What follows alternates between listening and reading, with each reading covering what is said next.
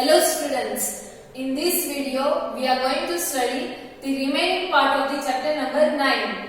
The chapter name is Land, class 5, subject EVS GCERT. In the previous video of this chapter, first we had seen one story of a man and his granddaughter whose name was Maganbai and Jill. And from that activity we had seen that some of the materials or some of the things can easily mix with this soil, like the pieces of pot, broken pot, and then after the items which is made up from the clay. Other than that, some other organic matters like human and animal excreta. Then after the remains of the vegetables like vegetable skin or peels. Then after the different or dry parts of the plants or trees, they can get the mix with the soil. But for this all the items, the time duration to get mixed with the soil is different. Then after we had seen activities from the activity number 1, 2 and 3, we had seen we had separated the different components of the soil like stone, sand, clay, then after silt and fine particles of the dust. So and in that activity we had seen or we have seen the soil or the lumps of the soil with the use of different size of the sieves. Then we had seen two different activities to get idea about the properties of the soil. In that we had seen that the soil it can contain the moisture or you can say water particles, and in the activity number 5 we had seen that there is the space between the soil particles and that space is occupied by the air. So these are the things we had seen, and we had also seen different components of the soil. Like soil has 3 different components like stones, sand, clay, soil, then after organic matters which we had discussed, microorganisms, etc. So these all are the components of the soil. Now in this video we are going to study the remaining part of the chapter. So now let me start.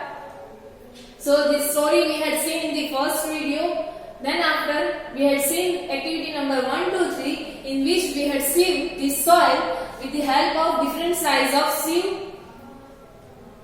In the activity number 2 and here in the activity number 3 we had sieved the soil with the help of this cotton cloth. And from that we had differentiate the different components of the soil. Now in this activity number 4 we had seen that the soil contains the moisture or water particles which we can get in the inner wall of the plastic bag because the process of the evaporation which is carried out in the presence of sunlight. In the activity number 5 we had seen that the space is there in between the soil particles which is occupied by the air, and when we are dipping the soil lump in the water, it can be seen in the form of the air bubbles. So that we had seen in this activity, and then after we had seen some question answer that what we are getting after digging, what are the different components of the soil. So now about the components of the soil. Soil has the 2 different components, that is living components and non-living components. So about that we are going to study here the leaves, feathers, which is the part of the animals, or we can say birds. So parts of living organisms are seen. These things are seen in the soil. Leaves is the part of the plants, feathers are the part of the birds. So these are the parts of the living things. Other than that, other parts of the living organisms can be seen in the soil. So these are the living components of the soil. So that's why these components are known as the living components of the soil or biotic components of the soil. Other than that, next type of component is sand, stones, clay, etc. are non-living components. Other than these components, sand, stones, clay can be also seen in the soil, which are the non-living things. So these components are known as the non-living components of the soil, and which is also known as the abiotic components of the soil. So from this we can say that air is made up of 2 components, that is biotic components and abiotic components, or we can say living components or non-living components. Biotic components, that means the living things or living components like leaves, then after the parts of the living organism which are known as, or microorganisms are known as the living components or biotic components of the soil, and sand, stone, water, air, these are the abiotic or you can say non-living components of the soil. So here one table is given to you, components of the soil. Here in this table you have to write the different components of the soil. Biotic components of the soil and abiotic components of the soil. So now let me see the answer for this table. So here the answer is given to you. The two examples that are already given to you in your textbook, that is leaves and feathers, are the biotic or you can say living components of the soil. Next is remains of dead animals. That means if animal or birds it is dead, then after some days it will mix with the soil. So that is also a component of the soil. So we can say that the remains of the dead animals are also the component of the soil, and as it is the part of living organism, it is known as the biotic component of the soil. Next is microorganisms like bacteria, fungus. These are also the parts of the soil, and these are the living things. So these are the biotic components of the soil. Other than that, you can also write the earthworms. You can find also the earthworms in the soil, which is also a living thing. So it is the biotic component of the soil.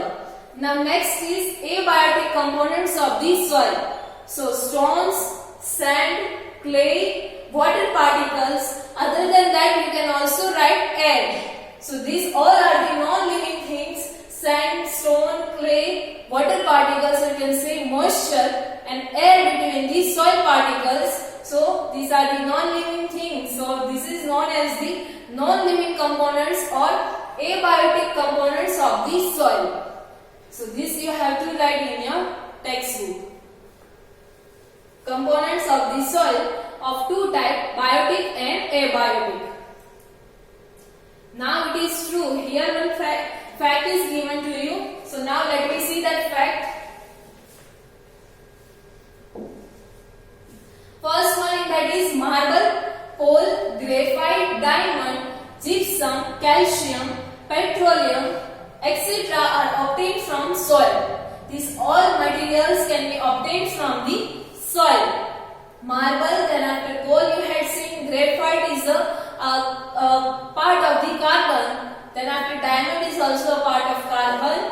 Gypsum, it's like a white substance. And calcium, other than that petroleum, it is the crude oil, and from where what we are getting the diesel, petrol and kerosene, other than gas, these all items we are getting from the petroleum. So these all things are obtained from the soil. By digging the soil at very big depth, we are getting these materials. So now you have to find, is any such thing obtained nearby you? In the nearby you are living any place, then nearby your area, is any of such thing can be obtained from this soil? We know that our city is known as the city of diamond. So this diamond is also obtained by from this soil. The diamond mines are there. Other than that, from this oil, for petroleum, the wells are there from where we are draining the petroleum like water. So these all things are obtained from this soil. Other than that, we also get some other things from the soil like metals, gold, silver, mercury, copper, iron are also obtained from soil. So now from where are they obtained? These all are obtained from the soils. Metals like gold, silver, mercury, copper, iron are obtained from the soil. We are not getting directly in the form of gold or gold cubes, but we are getting its mixture, and then after we are separating that mixture from its component.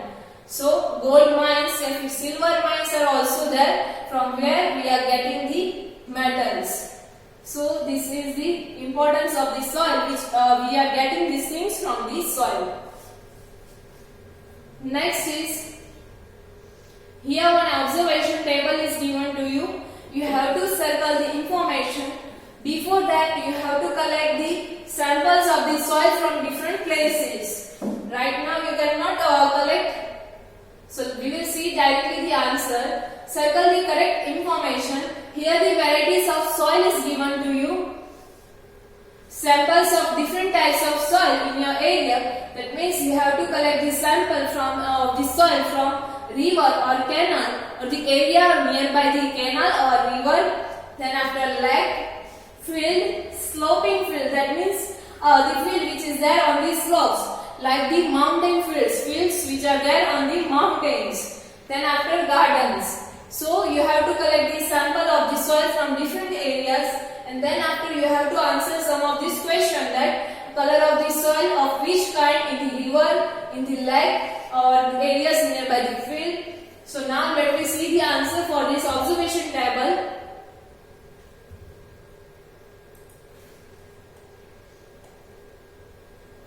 So here the answers are given to you. On the correct answer you have to make the circle. The first one is color of the soil. The sample which you had collected nearby the area of river, what is the color of that soil? So the color of this soil is mostly red. It may be vary from this observation because see every place has the different kind of soil, or you can see the soil has the different amount of the different components. Mostly it will be red. Then after the soil which is collected nearby the area of lake, that color is black. Field, it will be brown or black. Sloping field, it will be brown. And garden, it will be brown or black. Next, the amount of pebbles. What is the amount of pebbles in that soil sample? So if you had collected the soil nearby the river area, the amount of pebbles will be high in that sample. In the lake, it will be medium. In the soil sample of field, it will be low. Same as that in sloping field and in garden, it will be low. Next is amount of sand. What is the amount of the sand in such samples? So if it will be of a river or canal, the amount of sand will be high. Yes, because we are also playing the nearby the area of the river. Next is for lake, it will be low. Same as that for field, sloping field, and for garden it will be low. Now next is amount of clay.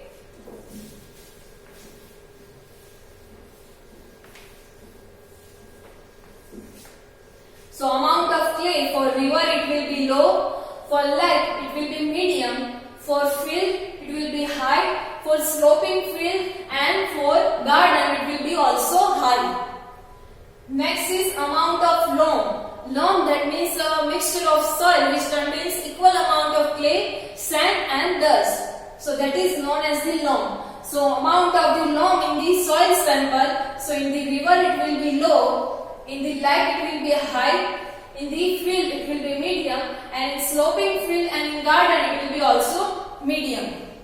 Next is amount of organic matter, which we had seen that dead or decaying matter of animals and after human and animal excreta, then excreta of the vegetables like skin and peels of the vegetables. So those all are known as the organic matters of the soil. So now amount of these organic matters in the soil. So in the river sample it will be low, in the lake it will be high, in field it will be medium, and in sloping field and in garden it will be also medium. Next is type of soil based on its component. What is the type of soil based on its component, or what kind of soil you will find near this area? So in the river or canal the soil is sandy soil, in lake it will be loamy soil which has the more amount of loam. Next is in the field it will be clay soil which has the more amount of the clay. Same as that in sloping field and in garden the soil type will be clay soil. So this is the observation for the different kinds of soil sample from the different areas. That is river or canal, then after lake, field, sloping field or garden. So this you have to take mark in your textbook. So in this video we had seen different components of the soil, that is biotic and abiotic components of the soil, and then after we had seen some observation for the different kinds of the soil. The remaining part of this chapter we will study in our next video. Thank you.